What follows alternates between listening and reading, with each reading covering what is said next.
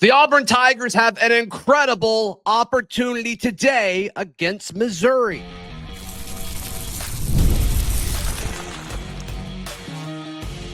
You are Locked On Auburn, your daily podcast on the Auburn Tigers. Part of the Locked On Podcast Network, your team every day.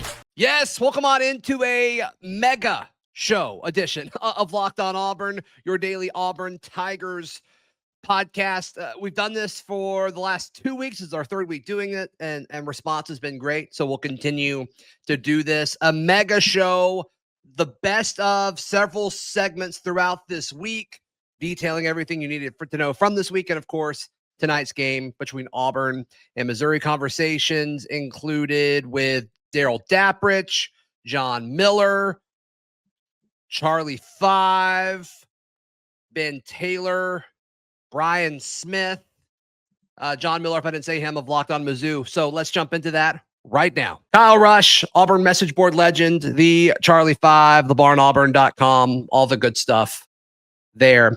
Hugh Freeze said several interesting things, in my opinion, on Tuesday. And I so jumped the gun on one. I was jumping the gun on one. That's okay. That's okay. I think it was a perfect bridge to where we are now.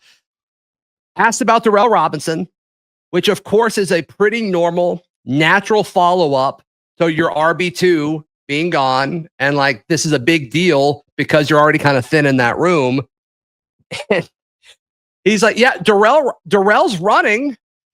And I need to ask medical about him to see how he's doing. And I'm like, wait. Because, like, let's rewind just a second. I don't know if you and I talked about this last week, but when he was asked about Horatio Field's timeline to return, he was like 6 to 8 weeks. We're on week 2, but I'm like, I'm not sure if that's like exactly how that works. Good practice or, I don't ever fully know like what they mean by that. Yeah. I'm like, how do you not know? And now it's like, oh, you don't know about Darrell either. Yeah. And I'm like, you just, removed your number 2 running back. How is that not one of the first things you think about? Is I wonder how long we need Omar for before Darrell's good to go. Yeah, I when he said that, I feel like a lot of guys, a lot of coaches. I think about like a Nick Saban or somebody or Kirby Smart. Like you feel like they probably know to the day like when someone's going to be back, right? At least what they're expecting. Right, Yeah. like the original plan. And sometimes it's ahead of plan, sometimes it's behind. But yeah, you got to have like some sort of goal in mind. And if there's any sort of update, you got to think that they know.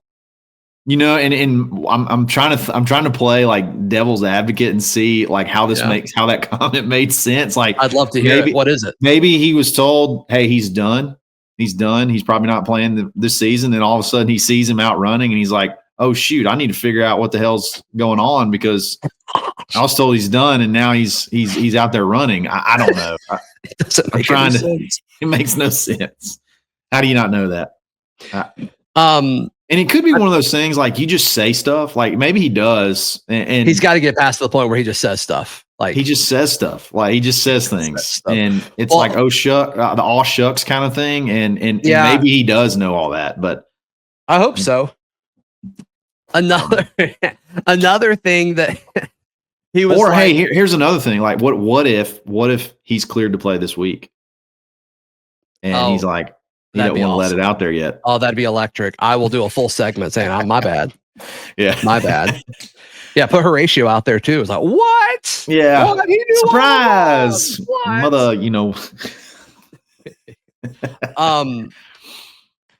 in his opening statement, he talked about like we did stuff in the first. first half, and it looks like you have pain when I'm bringing this up. He's like, in the first half, this worked, and then in the second half, we had the exact same like play against the exact same like alignment, and it didn't work. Wait, hold on. Things can change. Zach, I did not think about this when it first happened, but what play did we run to start the game? Do you remember? Like the very first play? The very first play of the game. The very first play. It was a jet sweep to Eric Singleton. That's right. Yeah, you got about 8 yards. Do you know what the first play of the second half was? Oh, was it a jet sweep? To Eric Singleton. to the other side of the field and it lost 2 yards. And it's like, what is that? Is that right trigger to flip the play on NCAA 26? I think that's how you flip it. Depending on which hash you're on. That was man, I try, I try to see both sides of everything and try to call it down the middle as much as I can. And I get blasted for it sometimes. Like, that's a tough one. That is a really tough one, because essentially what you're saying is you expected Kirby Smart to give you the same look and then the same result happened from said look. Like, they weren't going to adjust. He tried to blame it on execution. It did feel that way. No, it didn't feel that way. It was that way. That's exactly what he said. Yeah. And that's what was so maddening about, past coaches. Oh, man. What else did he say? He did say that he literally said that. We ran the same stuff that worked in the first half. In the second half, the level of execution wasn't there in the second half. Didn't I think it's how I phrased it. He said something like, keep going. I know you got a list of things that are, I don't want to jump the gun again. I wrote them all down. Let's do it. Came with notes. Like TJ Finley's dad did that one time. Like, he had like 19 pages of notes. You just all you hear was paper rattling the whole time. Yeah, that's right. All right, here's a quote. If you can't tell that we're close, you don't know what you're talking about.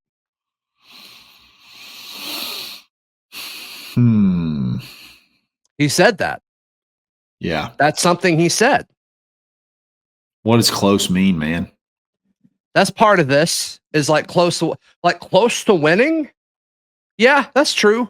Like if there's been a lot of guys that were close to winning that lost their job because they didn't actually ever win. For sure. That next step is difficult, for sure. And like if the call at the goal line is called correctly and Jackson scores there, or if you hit Eric Singleton on that post and he got behind the defense, like, okay, cool. Now, does all that happen if other things happen differently or whatever? That's a different conversation. But you're close. You're 2 plays. I've been close for sure. I've been close to being a scratch golfer before, and but it doesn't mean you become. That means it doesn't mean you're about to become one. You know what I mean? It's that's a tough one. Is anyone else close to a scratch golfer? There's a lot of people are. Yeah, there's a lot. I know where you're going. What I was going for there. I have no clue where I was going with that. I thought you were going to go with you. Oh, did you? Yeah. Did you think that? Being close to a scratch golfer. I assume he is, right?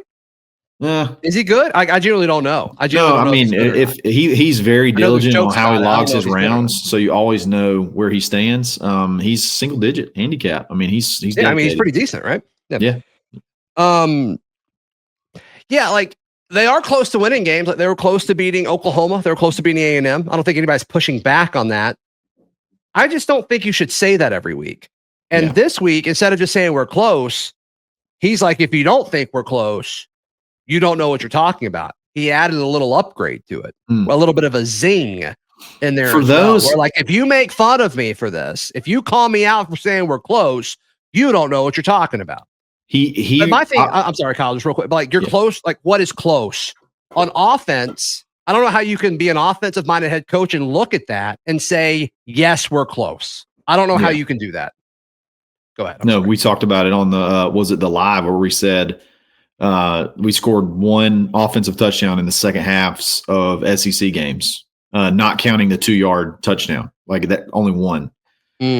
That's not close. That's not that close as I would think it would be. Now, you're close as far as score goes. You've covered some spreads, but it's I don't know. Seems further away than that for sure. All right, I got one more. Adversity reveals who you are. That's tough too, because you experience some adversity in the game and you wilted afterwards. Like everything, all the wheels came off as soon as you had we're not even going to call it a bad call. We'll just say the questionable call. Like could have gone either way. Fumble for a touchdown. So you pretty much wilted after that. So that's, it's not a good one. I'll say this. I don't know what to do with that. I'll say this for those that think that he's, how can I say this?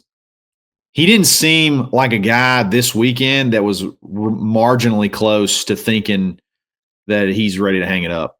He's that. I mean, he at least seems like he believes what he's saying, like that they're close, and he believes that they have a shot to beat Missouri, and it's not so down and out and pouty and woe is me. Like he seemed kind of fired up and agitated. So he at least believes, I think, what he's saying. I agree with that for sure. For sure. Okay. Auburn versus Missouri. I think they've got a really good shot. That's next, right here on Locked On Auburn. Today's show brought to you by our friends at Game Time. You're not going to believe me. You're not going to believe me when I tell you the story. I used Game Time last night. I bought tickets. I'm going to the Patriots-Titans game in Nashville this weekend. Let's go. And you think I went anywhere else to buy the tickets? I hope you didn't. No. I went to Game Time. I love the layout because you can obviously see the view or whatever. I like to sit, between like the 15 and 20-ish yard line. I think that seems to be like the best bang for your buck. Game Time confirmed that with like the lightning deal, the lightning sign next to it. It told me I want to be on the visitor sideline to cheer on Drake May, the best quarterback in the NFL. And Game Time allowed me to do all of that. It literally took 20 seconds. It was great. It was awesome. So take the guesswork out of buying college football tickets or NFL with Game Time. Download the Game Time app, create an account, use code LOCKEDONCollege for $20 off your first purchase. Terms apply. Again, that is promo code LOCKEDONCollege for $20 off. Swipe, tap, ticket, go. Download Game Time today. Today's show is also brought to you by our friends at Square. Name your favorite shape, just real quick. I'm a big fan of the square. The square. Absolutely. 4 identical sides, 4 right angles, because going with them is right. Because of the 4 right angles. Yeah. There you go. It's your favorite neighborhood spot runs on Square. There are certain neighborhood spots that make the neighborhood the neighborhood. Whether it's the sports bar that always cheers on the Tigers, or your favorite coffee shop that knows your favorite drink by heart. What's your favorite drink order at a coffee shop? Just real quick. I don't go to many coffee shops. I don't okay, know. There you go. All right. Square is a proud partner of more than 4 million neighborhood businesses around the world. You can go to square.com/go/LockedOnCollege to learn more. But before you do, go support your favorite neighborhood spot. You'll be happy you did. Square, see you in the neighborhood. Daryl Dapprich, Montgomery radio legend, hanging out with us on the Wednesday edition of Locked On Auburn. Damari Alston, I mean, it's pretty much out there. I think everybody kind of agrees on what the story is. Damari went to ask for a red shirt, wanted to save his eligibility. Hugh Freeze said no, he's no longer on the team. And then Hugh Freeze described it in a weird way that seemed a little dramatic and potentially misleading at his Monday presser. And you've seen some players speak out on socials in support of Damari and all that, which shouldn't be surprising at all. We'll get to the on-field aspect of it because I don't think it's really going to be felt that much. Daryl, would love to hear your thoughts on that in a moment. But as far as the macro, the meta, the zoomed out impact of this, just give me 60 seconds or so on like what you think this could mean. I think it was handled. I think that there were a lot of different things going on at the same time, a lot of different issues that you can't just pigeonhole it into one. And people get in camps a lot, pro Damari, pro team.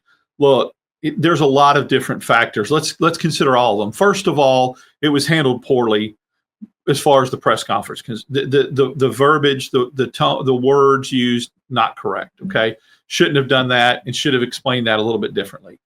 Going to ask for a red shirt in the middle of the season and shutting it down, you can frame that any way you want to. I love Damari Alston. People forget during the Harsin years, he was a tremendous recruiter for Auburn and very pro-Auburn. But let's call a spade here and understand that asking for a red shirt in the middle of the season and not wanting to play anymore is quitting. You're not quitting the team and saying, okay, I want to hang around it, but you're not wanting to play anymore in a position that you got a lot of freshmen behind Jeremiah Cobb if you leave, and he's very, very important, Damari is. So I see both sides of this, and it's okay to look at both sides and say, I don't blame Damari for wanting to redshirt because he wants to utilize his last year of eligibility and get as many carries as he wants.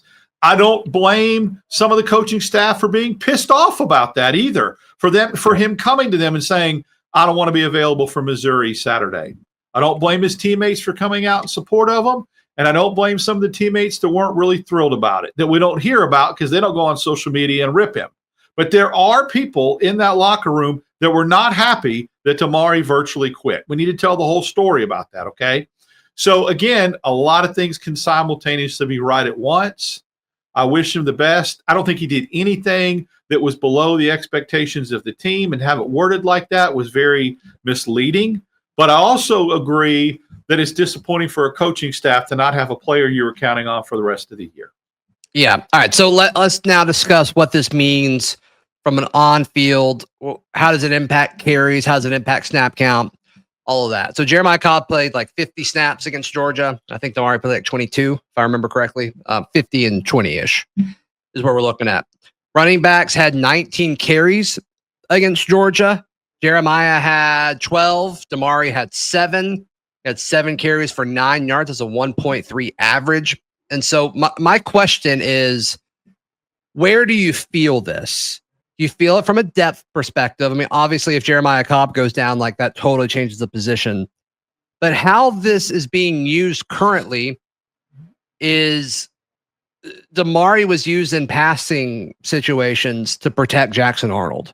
And he did a pretty good job of that against Georgia. I haven't looked at the grades or anything like that, but just like watching the tape and watching the game in real time, like there were several key pickups to protect Jackson's blind side that I thought were impressive because it didn't really seem like Jackson knew that guy was coming, but Damari handled it.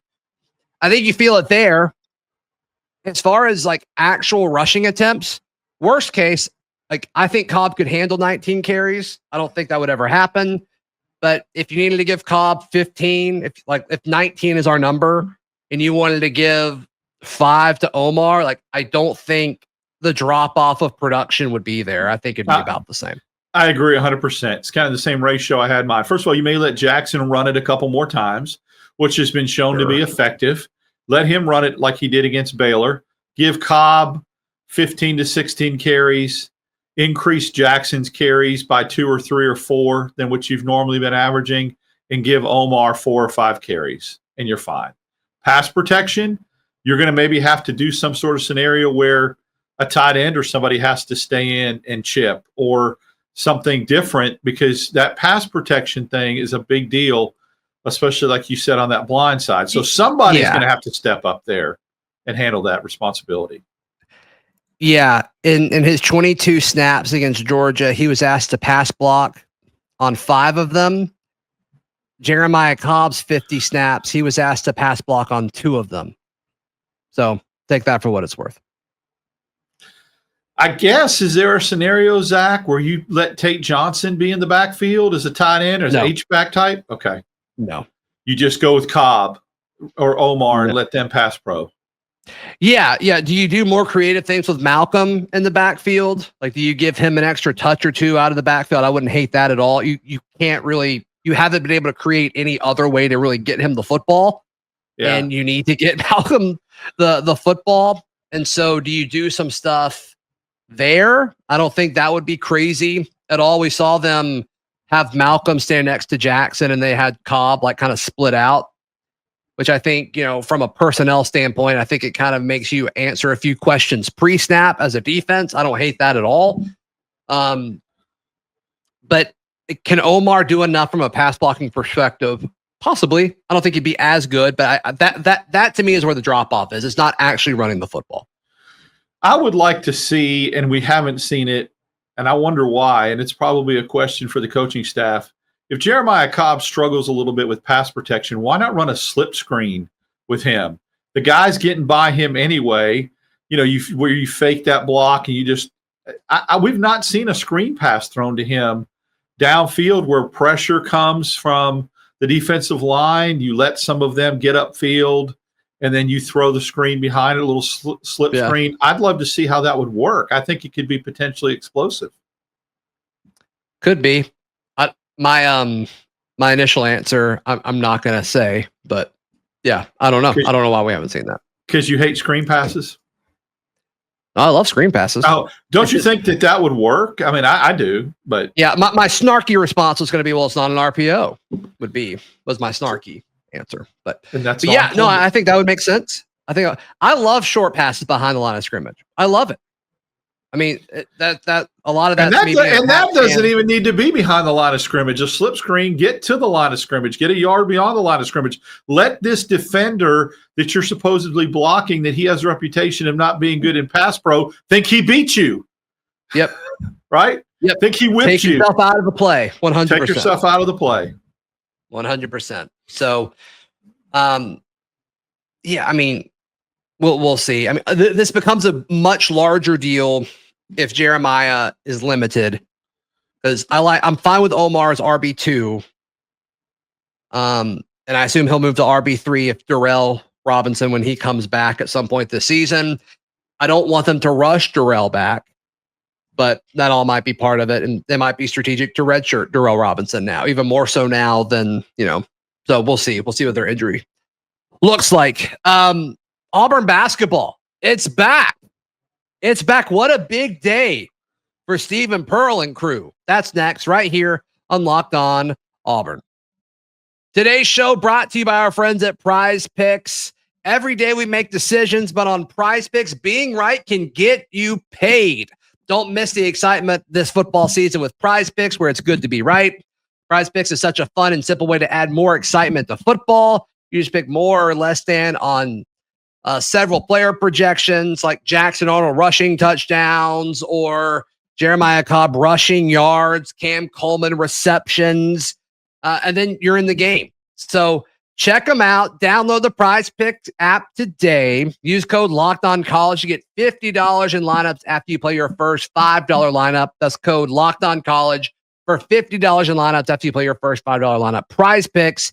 It's good to be right. Today's show also brought to you by our friends at Alumni Hall. I'm going to bring Daryl back into this because we love Alumni Hall. We go to Alumni Hall all the time. We spend so much money over at Alumni Hall because it's good for everyone. Doesn't matter for men, for women of all ages. You can get stuff for your animals and pets. You can get stuff for your walls, your tailgate. They have it all at Alumni Hall. Guess what else is coming up? I remember last time I went, they had like a holiday thing that they put out with Auburn Makes stuff, sense. ornaments, Christmas villages, that kind of stuff, whatever. It's coming up. Christmas is coming up. So if you want to get any kind of holiday gear or swag, there's the place to go. 100%. They've got 3 great physical locations in Auburn, Opelika, and Huntsville. Or, of course, you can go online, alumnihall.com. Final few minutes of this week's crossover edition of Locked On Auburn, Locked On Mizzou. I'm Zach Blackerby. He is John Miller. Another matchup, and I say this every week for the crossovers, and what eventually it's going to happen is like Cam Coleman and Eric Singleton, the best receiving duo in the SEC when it comes to talent and ability. You cannot convince me otherwise.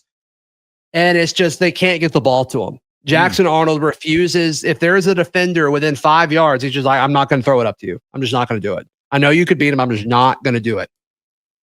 The Auburn fan base is just hoping like at some point, Hugh Freeze pulls him aside and is like, we are going to pull you if you do not give them chances. He's begging him. He's publicly begging him to throw these types of passes. And I don't care who you have at DB. Like, I like Cam Coleman and Eric Singleton. I just do. But Jackson can't get it to him. And so, like, is this the game where you see more of that? I don't know. But I'm going to do this every week until it happens, John. Yeah, that makes sense. Just speak it into existence. I kind of feel a little similarly about the Mizzou outside receivers at times, I should say, just kind of waiting for the Marquise Johnson thing to show up. And he was the most frustrated of any of the receivers. And looking back at the film last week, it was easy to understand why that last interception by Perbula in the game, just famously, he was wide open on the left side. Okay. A really bizarre thing where the Alabama corner on the boundary there just immediately comes off of Johnson and runs into the seam as if he knows that's where the ball is going to go. It was really kind of bizarre to watch on film. But anyway, the point here is I'm with you. Similarly, I'm waiting for Missouri to do something on the outside a little bit more too and be a little bit more explosive, because last season fans were complaining about that too with Brady Cook and the Tiger offense a little bit. But this season, it's even actually statistically, the Tigers are taking even fewer shots. Some of that is who they've played. You've got early games that you pound, Louisiana and UMass. Okay, you're just going to run it a lot. Mm-hmm. So some of that's statistical noise, but I don't know. I think Missouri fans are asking a similar question there, I think, at times. Look for Donovan Olubade, the true freshman, to get more action.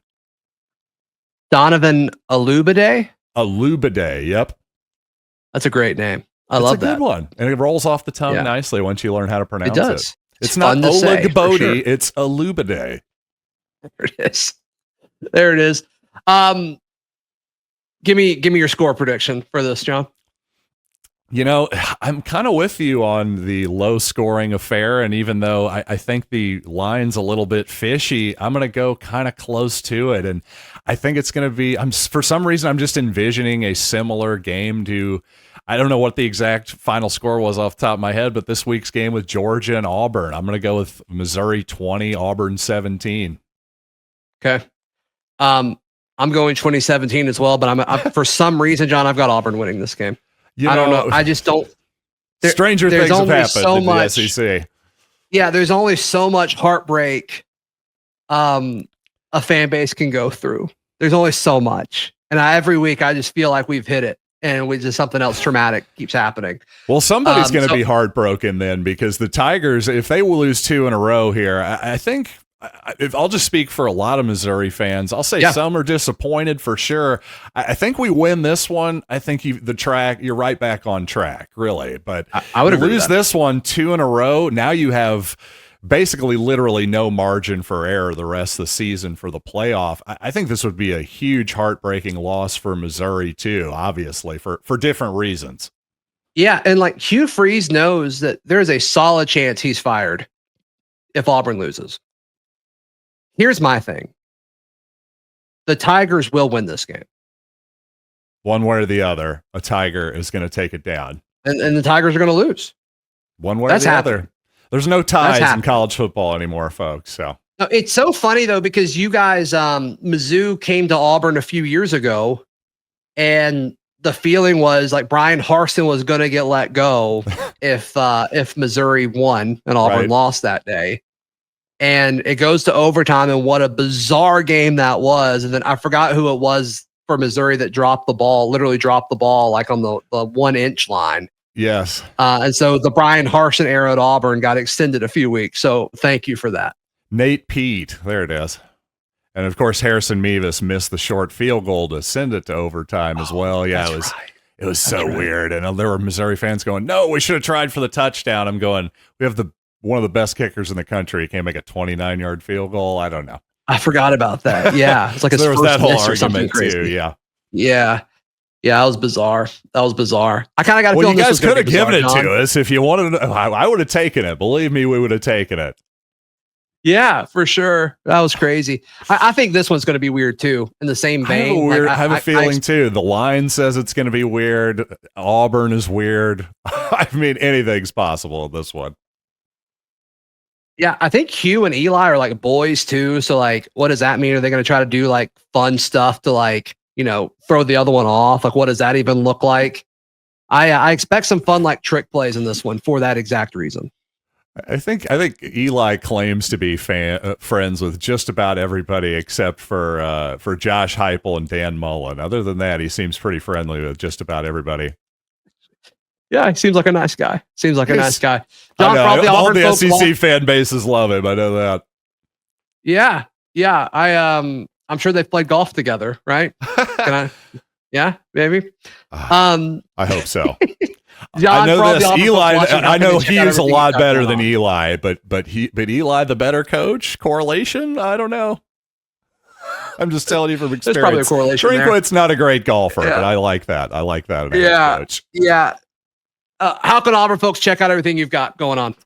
Well, Locked On Mizzou on YouTube, Spotify, wherever you get your pods, and you probably like me in short form, let's be real. So hit me up on TikTok, Instagram, all that stuff. It's easy, at Locked On Mizzou. Branding, let's go.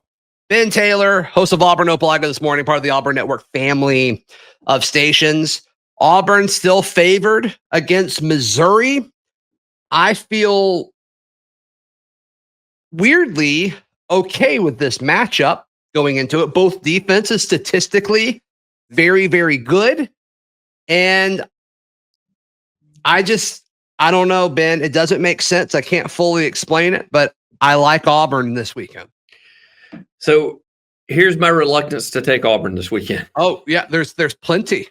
There's plenty of things you could say after that. I had bugged so hard that we were going to beat Georgia that I had my mind made up that it was almost a given, almost to the point where you could just roll the ball out there this past Saturday and we were winning regardless. I thought we were due. I thought the bad luck had hung with us long enough that it was time for things to turn and we were going to be fine.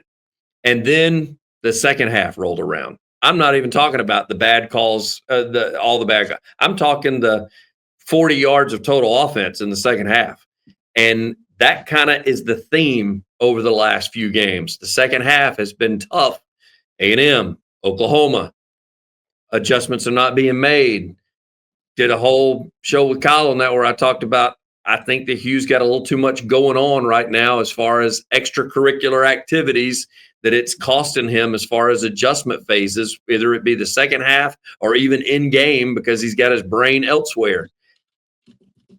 Zach, I got to be honest with you. If they are somewhat close to the lead at halftime, I don't like Auburn Tigers moving into the second half because we haven't proven against a good team, which a 5-1 Missouri team, I know that everybody looks at the competition they played. They still had an opportunity to beat Alabama if they don't make some stupid mistakes like taunting in the first. They had a chance to jump on Alabama early and jump on them big, and they ended up kind of messing themselves up at the first part of that game, who, by the way, I got to sit and watch with my Bama grad sister. So it made for a great Saturday, if you're wondering, to sit there and watch Alabama win and Auburn lose.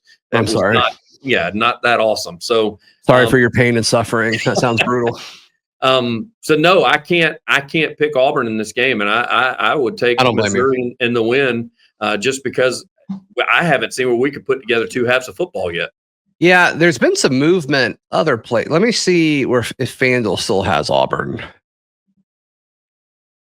Nope, it's switched on FanDuel. So now Missouri is a 1.5 point favorite on FanDuel. Now, how much of that has to do with the Damari situation? None of it. It shouldn't impact it at all, unless you just think the players are going to be mad and like not play or something. Like Damari, the drop off between Damari and Omar there is a drop off, but it's not much. No, it's not. It's not much, and it's not from him. I've gotten so many people message me about, oh, well, Damari, like he was averaging like 1.5 yards a carry over the last however many games. I'm like, yeah, that's not the point though. Like that's not the point of why this is a big deal. He also is the only back that has a proven track record of being able to pass block, which is something that doesn't show up in a stat sheet, but is very, very important. Jeremiah Cobb has been impressive and surprisingly good, and that's been great. Can't pass block. You don't want him doing that. Do you want a freshman who should be a senior in high school right now doing that? I don't know. I don't know what you do in that situation, Ben. Yeah. So with the line moving, I guess FanDuel sees what I see, and that's not Auburn not being able to put a second half together. As far as offensively, anyway, defense has been fine, but the offensively, they've just struggled, and so I continue. Your bet here might actually be first half spread Auburn plus 1.5. Yeah, that might be your bet. Like, does Auburn have a lead at halftime, or is it tied at halftime? I would say yes. I think that's your bet on FanDuel right now. If you're a gambling person, take that bet the first half, and then take Mizzou overall. Even at a 1.5 point favorite that FanDuel has them at right now. Take Mizzou overall. Yeah, and your fourth quarter spread is Auburn plus 1.5, and it's like I think you take Mizzou there. Yeah, no doubt. And that's frustrating to see because all you need is to be able to have a game plan in place to be able to close out a game, and it just hasn't been a thing. So it's going to be a Ben. Him coming out on Monday and saying, "Yeah, we had a play call against a look in the first half, and it worked." And then the execution in the second half wasn't there. We had that same play against the same look, and the execution wasn't there. And I'm like, you're not saying. Yes, you're not saying what I think you're saying. That's exactly what he's saying. And it's like, yeah, Kirby coached his guys. He coached them. Yep. He made adjustments. He made adjustments. He made them say, he said, the next time you see this is what's going to happen. And that did not happen at the halftime of the Auburn game, nor has it happened the last few games of the Auburn game. That was wild. I mean, it was a wild presser all in all. I mean, the Damari stuff was crazy. But then like him saying that he was asked about Darrell Robinson and he's like, he was running today. I need to ask medical about him. See what his timeline is. It's like, what? You should know that timeline. Like what? See, this goes back to he's being torn to 15 different places and can't concentrate on one thing, which is his number one job. How do you have a discussion with one of your running backs that he's not on the team anymore and not think, all right, we're really thin there. I wonder how the guy that we brought in through the portal's doing on his recovery. Like, how does your brain not go there instantly? I mean, you're right. He's getting pulled a million different ways, but I wonder what's more important than that in that moment. I don't know. I'm sure the answer is legitimate. I just don't know what it is. So you're joined by Brian Smith, host of The Portal, that is Locked On's recruiting, transfer portal, NIL show. And Brian, obviously the news is out. Shadarius Tootle, originally committed to Auburn, flips to Georgia, has flipped back to Auburn in a unique situation where he was committed to one school, watched that school beat his previous school, then flipped to his previous school. Very interesting. You don't see that too often, but he is back a part of Auburn's 2026 class. I think there are some differing opinions on what his upside is as a college linebacker. You and I've talked about him before. We both think he's going to be pretty solid. He has a lot of the things that you look for. And also it's important because of the whole in-state aspect that we've talked about time and time again. But the timing of the flip is interesting. I don't think, I think there's a lot of people that saw that news is like, this is good, but why now? If you had to guess, why now for Shadarius Tootle? I think that's all NIL and just wanting to be closer to home. Georgia, from where he's at in Mobile, is a long way. Mm-hmm. It's three and a half hours from where he's at to Auburn, but that's another 3 on top of it to get to UGA. So I think that would be part of it. I'm sure the NIL package. And then his brother, Shadrick's coming as well, the kid from Mississippi Gulf Coast Community College. So you add all that together, and it's the better fit all around for the Tootle family. Do you think, we've talked before, these kids are savvy. They're smart. They're aware of the landscape of college football. And, they have to know that Hugh Freeze is on the hot seat. Do you think this is an instance where he's committing more to the school versus a coach? Or do you think this is something where he's just committing and everything changes if Hugh Freeze is eventually let go by Auburn? I think he's committing to his family because of his brother being part of the package. And again, the distance and all that. I don't think Georgia was going to allow his brother to come, would be my guess. Kirby's pretty picky, especially about DBs because that's what he played at Georgia. So I think that they're committing more to Auburn, to be honest with you. So if there is a coaching change, I don't think it'll matter. What percentage of guys committed do you think that would apply to? Very low. 20%, 20% maybe. Yeah. And I'm being pretty kind, but this is a brother situation closer to home. And NIL at Auburn is very, very competitive. It may be even better than Georgia. It's in that same realm. So I would imagine that that's a part of it, but it's not like Georgia's getting outbid a lot either. So I think it's just the kids want to play together. Auburn's convenient, and that's it. Yeah. Yeah. When you think about the importance of these next few games for Auburn, another home game at night against a pretty good Missouri team. You're really high on Missouri. I mean, how much can these next few weeks go for Auburn from a recruiting standpoint, from a Hugh Freeze standpoint? I mean, from all of it. If I don't think the following will transpire, but if they got blasted by Missouri in the way their quarterback's playing, I doubt that would happen. Auburn's defense is legit.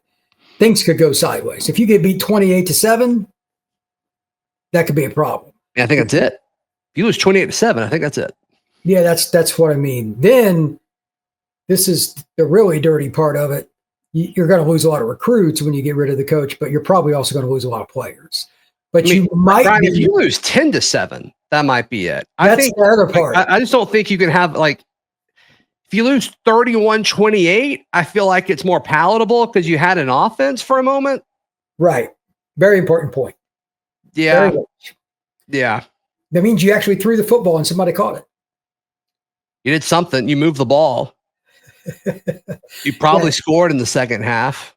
I think the defensive players, and this is just my own conjecture, this is not me talking to anybody, but yeah, at some point they just got to be like, look, you guys either need to figure this out or I'm out of here. That's what I would do. Because that defense, minus the Baylor game, there was some iffiness there, but after that, they've been about as good as any defense in the country, and they're getting the raw end of the deal because they're back on the field over and over when the offense goes 3 and out, 4 or 5 plays for 12 yards, whatever. Like, what was it against Georgia? It was 50 yards of offense in the second half or something just ridiculous. 40. My bad. I overshot it. I mean, that's insane. Like, Georgia, if you went through and look at Georgia the last 2 years, is there any chance somebody had less than 40 yards and a half? Even the directional schools they played? I bet you if we looked it up. I mean, not in the SEC, I would be surprised. I mean, it was awful. And the fact that you were able to move the ball so well in those first few drives, and then I know. I mean, it's heartbreaking. It stinks. It really, really stinks. I thought they were going to blow them out there for a second. Yeah, I mean, the hope was there, right? And then, Brian, I mean, it felt that as soon as that call, didn't go Auburn's way, and, I'm not going to speculate on if it was right or wrong. I mean, I've said before that I thought he crossed the plane. I thought he scored, but I did too. As soon as that went the way that it did, I think he kind of felt it like, oh no, here we go again. Can they fight back? Can something go against them? And then they stand up and say, that's all right. Let's turn our focus to the second half. And Hugh Freeze talked about it earlier this week, like adversity, like defines and shows who you are. It's like, yeah. I mean, so far it's shown Auburn to not be a very good football team on offense. Again, it's the same thing I said a minute ago. If I'm a defensive player, it might be time for a meeting. It may not end very well if you do it, but it may be what needs to happen. Like, you guys suck. What's going on here? I'd be livid. 40 yards? What are y'all doing? Yeah, and how much of that is personnel and how much of that is coaching would be that. Well, that's where I'm having a hard time. Like, is Jackson perfect? No. Right. But I think you could call a game where you have a plan for him. Like, sure. I'm a big Marcel Reed guy. We've talked about it before. I think Marcel Reed's really, really good, but he has some major flaws in his game when it comes to accuracy. But A&M's offense, they've got a plan for him. They know how to use them. When they throw I don't think we have a plan for Jackson Arnold. Yeah, Reed's not very good at throwing the deep ball. Where they got a bunch of little shifty guys, just get it to them in 10 yards and less and let them run. Yeah, or let Marcel Reed run it or move the pocket. Like, they do a lot of different stuff. Yep. And Auburn did a good job of limiting a lot of that stuff and kind of forced him to throw deep, and he wasn't able to. Like, it worked out. But like what we saw in the first few drives for Auburn with Jackson is it didn't look like he was reading anything. It looked like he was just, dishing it out and doing a single read every time. And then it's like he ran out of plays. It's like the script ended and you didn't know what else to do. And Kirby adjusted, and that's all she wrote. And so there are so many offenses in college football where a coach has to compensate for his quarterback's decision making. And Hugh Freeze appears to be unwilling to change on that regard. And I don't know what you do with that. That's a problem. Do you think I'm off base on that? No. Okay. I mean, look, they don't make adjustments very well, and neither does Jackson, obviously, if you're making on offense. Yeah. Defensively, they've adjusted about everything. They've played some pretty darn good teams, and they've held them to under 25 points. Except, again, Baylor game's the only time things didn't go the way they really wanted. Everything else has been above board defensively. Imagine what Auburn's defense would be if they were out there 3 or 4 less minutes a game. It's big. It doesn't sound like much, but look at it this way. If you're chasing somebody in a game of tag, it's a lot harder because you don't know where that's what you do on every play on defense. You burn a lot more calories. One more drive is massive. Yeah. Daryl Dapprich hanging out with us, Montgomery radio legend. I'm exhausted. I'm exhausted right now. Kudos to you for that read, and thank you for keeping me off screen. I was a little bit alarmed by something you said, but we'll move on and talk about it off screen. You don't want to talk about it now? Well, I just thought that one of the hours that you mentioned or the time frame, I thought literally that you're supposed to go see a doctor if that happens. But 36 hours is a long time. Yeah. Even to the next day was part of the read. Yeah, that was eye-opening. Yeah. Never mind. All right. Auburn is, like we just said in the read there for FanDuel, the FanDuel read. Auburn, a 1.5 point dog against Missouri at home. Of course, this line has moved like 3 points, which is pretty sizable. Settled around a pick 'em. I think that's kind of where it should be as a pick 'em. Just 1.5 is about as close as you can get to that. I think I'm going with Auburn in this game. I'm going 20-17. I think they get some scoring help like they did towards the end of the A&M game, where I'm not saying that a defense will score or special teams will score or anything, but I do think they set up, solid field position to help Jackson Arnold out. I think they're going to need McPherson a ton in the kicking game. So give me 2017 Auburn. You can't, I've said that all week. You can't be upset that I'm saying that. I'm not upset. I've changed it because that was my initial score. That's why I dropped my head and laughed, because all the way up until driving home last night from Birmingham, I had 20-17, but I've changed it. You ready? Here we go. Auburn 23, Missouri 20. Same spread. Got it. But I think Missouri scores 20, and I think Auburn's McPherson's really been coming on. I think he's going to get us, that would be 3 field goals? That'd be great. Yeah. So I'm going 23-20 Auburn. Yeah. I'm just curious to see, with what's at stake potentially. I'm still shook. I'm sorry. I'm still shook from that read, but let's move on. Yeah. That's great. Yeah. Yeah. There's a lot going on there. Yeah. 23-20. I self-edited a lot of it too. I have to, that you deserve much. Rougiette go long? I mean, come on. Yeah. And then you come out with a sizable play on words there when you're describing a lead or something. Yeah. You deserve all kind of props and credit for that, my guy. Great job. Yeah, I guess. So who do you think, if there's a receiver that they go long with, in honor of our friends at Rougiette? I posted a thing on social media yesterday, and I feel like I've done this every week going into every big game. I'm like, this is it. This is the Malcolm Simmons game. Yeah. And of course it hasn't happened. Not Malcolm's fault, but it hasn't happened. I'll predict it again. Who do I think? I'm going Malcolm Simmons. Malcolm Simmons pops one. That's a really hard question to answer. Don't do that. Don't do that. You are an adult. What are you talking about? You are an adult. I'm being serious. That's very difficult. I'm going to say. You didn't say difficult, Daryl. Well, difficult's too long of a word. I'm trying to shorten it up. I'm going to go Singleton. I keep going back to that play in the middle of the field where he got overthrown, and I think that might be there tomorrow. So I'm going to go Singleton. Yeah, I mean, we've seen Jackson miss Cam on 2 long ones that would have been touchdowns against Oklahoma. Those were both Cam, correct? Correct. Yeah. And then he missed Singleton on what could have put Auburn in the lead against Georgia. I think that totally changes that game. I think it gives the defense life. I think it puts some pressure on Georgia. He's going to have that opportunity again. Like, they're going to scheme something up where one of those guys gets behind the defense. And, like, surely he can't miss all of them, right? Yeah, I wonder if there's any kind of special play they haven't run yet either, some sort of trick play that they have taken out of their tool belt there that they haven't shown yet this year. We've seen a couple of those. We've seen the wide receiver pass. And let me ask you this. If it's 7-3 at halftime, Auburn has, like, let's say they're losing 7-3 or 10-7, low scoring game. They're slightly behind at the half. Offense can't get going. Do you have the discussion internally of making a change at quarterback? Absolutely, because it provides a spark.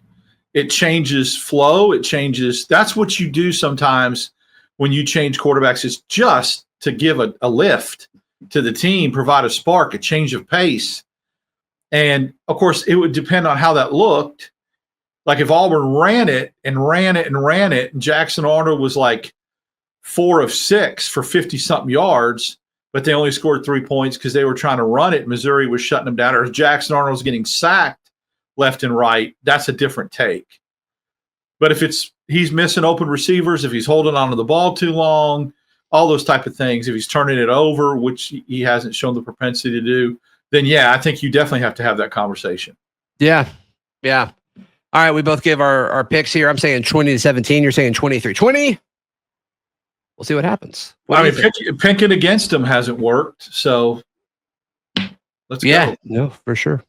If they win, it gets interesting because I think they could beat Arkansas. If they win, 8 games is definitely on the table. We're all like, we're back, right? And there's going to be some Auburn fans that are upset about it, right? Because they want a change to be made. But if you win, the main thing standing in between you, unless you just totally fall apart in Fayetteville, Vandy's what's standing in front of, in between going 8-4. And like, if you're 8-3 going to the Iron Bowl, like, I'm not going to sprint to pick Bama, I think you got a shot there. So this game's big. Obviously, if you lose it, it means so much the other way. Like, this is a big game. This is a big game. When we were ranking the important games throughout the offseason, we both said Baylor a ton. We both said Oklahoma a ton. And then we said Missouri a ton because we both thought that we would lose those 3 games. So and if this would be the turning point. This would be the turnaround. It's going to be the turning point one way or the other. Well, I guess it either stops, the bleeding, or it's like, this might fall apart. It would be devastating. Thank you guys so much for hanging out with us. Please like the video. Please subscribe. And if you're tuned in on audio, please subscribe and leave us a review. We'll see you next time. This has been Locked On Auburn.